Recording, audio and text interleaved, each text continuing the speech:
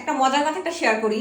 যখন মাকে দেখতাম যে ঘরে কোনো মাছ মাংস নেই, তখন আমার মা করতো কি, এইরকমের যে মাসকালের ডাল, বা আমার বাবা কিন্তু ডাল ভীষণ পছন্দ করে, আর তারা নদী এলাকার লোক, মানে খুব একটা মাংস পছন্দ করে না। আমার বাবা নদীর মাছ ভীষণ পছন্দ করে, আর কোনো কারণে যদি বাসায় যদি মাছ না থাকে, তাকে তো ফ্রিজ ছিল না, তো আমার মাকে দেখতাম এরকম মাসকালের ডাল হাতে ভেঙে, মানে আমাদেরকে আগে বলতো। আমরা তো সবাই ভাই বোন অনেকগুলো, আর বাবা তো টিচার মানুষ।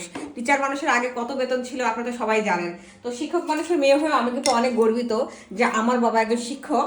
তো যাই হোক, তো এই যে মাসকালের ডালটা আমরা যে রান্না করি, আমার মাকে দেখতাম বিভিন্ন রকম সবজি, সিম, আলু, বেগুন, এই যে এখানে কাঁচামরিচ দেখতাম মা এভাবে দিত আগে।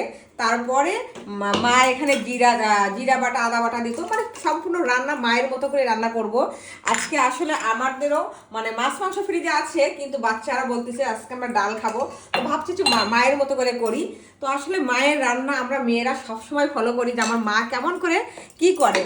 তো যাই হোক, আমরা মেয়েরা কিন্তু সবসময় মাকেই ফলো করি যে মা কেমন করে রান্না করে, মা কেমন করে সংসার করতো। এখন মনে হয় যে মাকে ভীষণ মিস করি, সবসময় মাকে মিস করি।